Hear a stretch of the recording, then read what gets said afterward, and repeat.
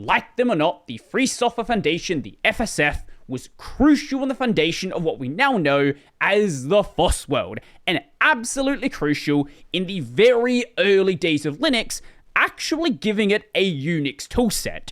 So it really surprises me that I found out about something that basically nobody is talking about. Join us in saying goodbye to our beloved office on August 16th. This was announced on August 5th.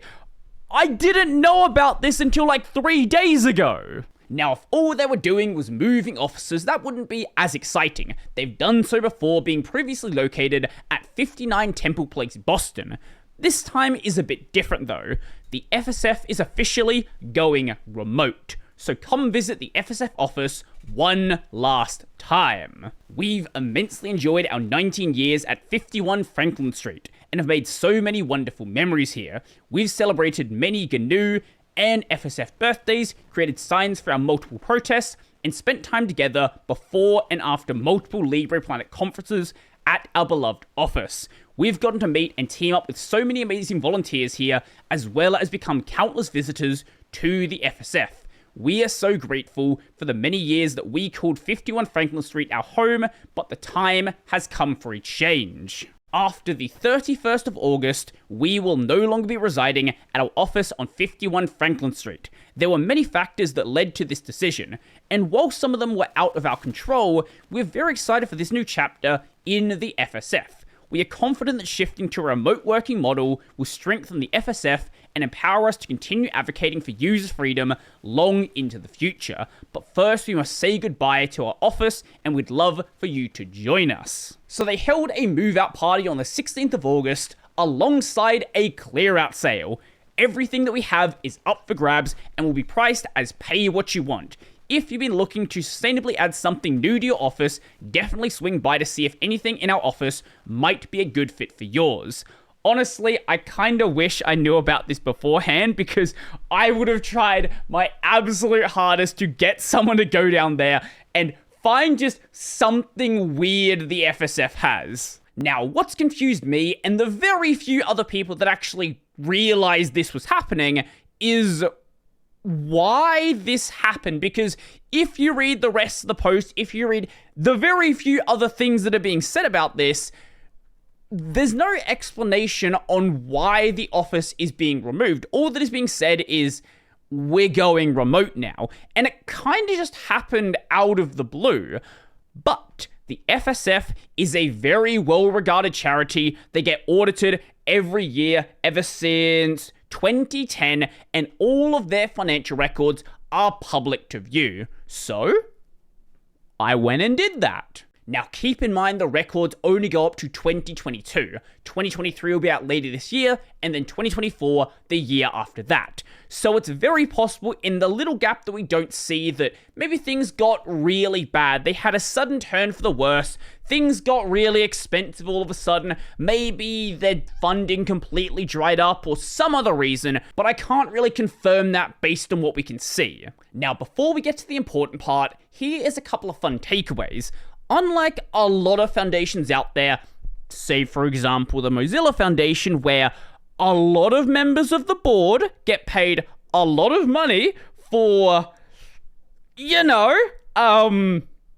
whatever reason with the state of Mozilla, in the case of the FSF, Stallman has basically, at least from what I can see, never taken a direct paycheck. This is 2021, this is 2022, go back to 2002, still wasn't taking a direct paycheck. Now, some of the other members do, but for the most part, most people on the board weren't actually getting paid.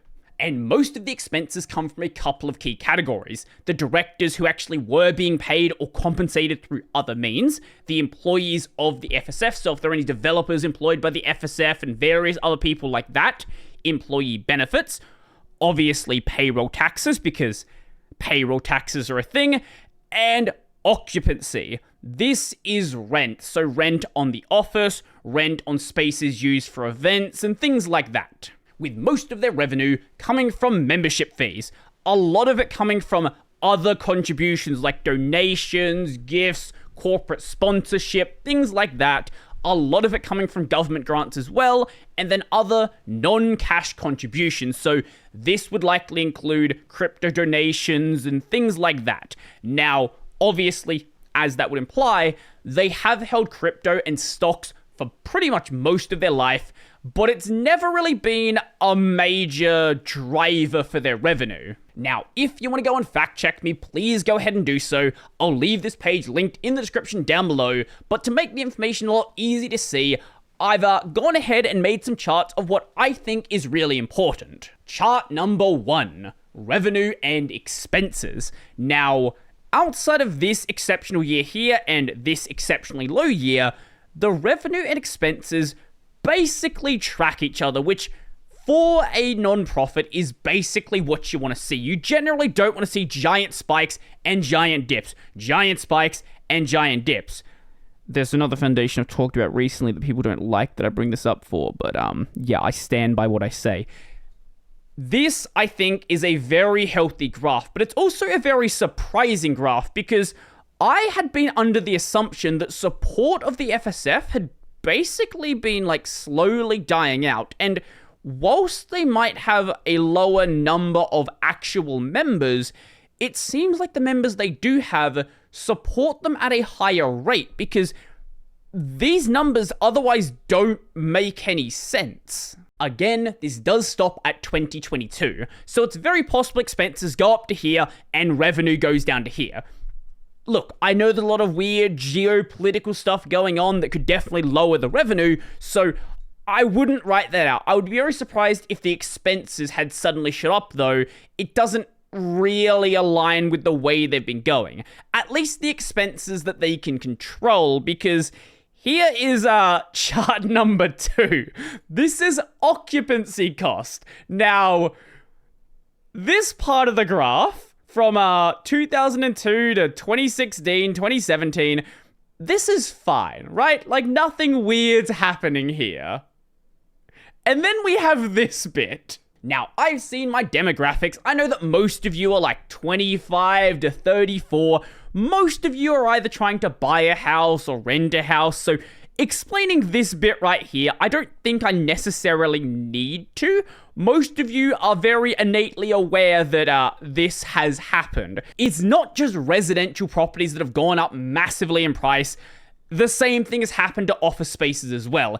Even though in a lot of places, because of the past couple of years, they are completely vacant, people are not lowering the prices. There is a whole, like, economic reason for that that's for somebody else's video. The important part that we care about is rent go low, rent go high, rent high bad. That's a lot of money. I don't see any possible world where this number could do anything but go this direction. So it's very possible that the expenses also went in this direction. Now, how much they went in that direction, that's hard to say, but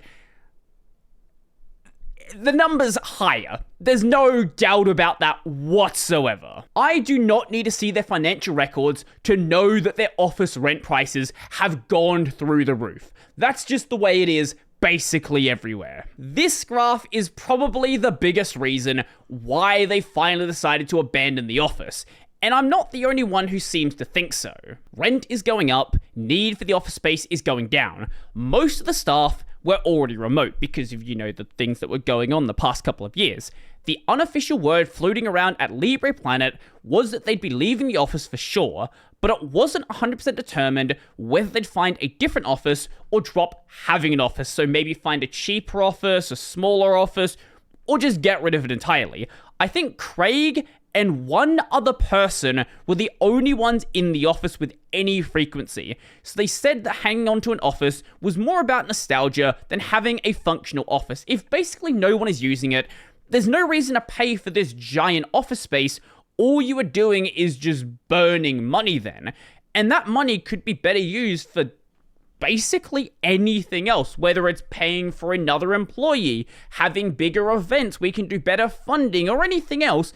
It's much better than an office that no one's using. Higher prices, everybody's remote anyway, the people who aren't remote is just too big of a space for those people, is basically the perfect time to finally make the decision to just give up on the office. And I can understand there being a lot of nostalgia to having an office, right? Like, you've always been there. It's the place where people had met for a long time. There were a lot of things done in that office, and I'm sure that a lot of people made really great friendships there and, all of this fun stuff. But, like, I get it, right? I totally get it that you have to just make that choice at some point and reprioritize those resources. I think it's a much better idea to get rid of the office than get rid of a couple of employees just so you can pay for an office that hardly anyone's using anyway. Of the things they could do, this is probably the best result.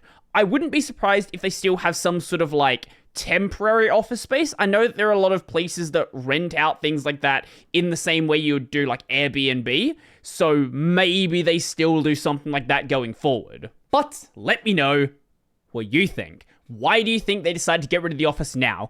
Do you think it's rent costs? And do you think that maybe they should have done so earlier, but again, nostalgia is gonna keep a hold of things for a very long time? I'd love to know. So if you liked the video, go like the video. And if you really like the video and you want to become one of these amazing people over here, check out the Patreon, subscribe to LiberaPay, linked in the description down below. That's gonna be it for me, and something office remote work. Now it's not coming to me.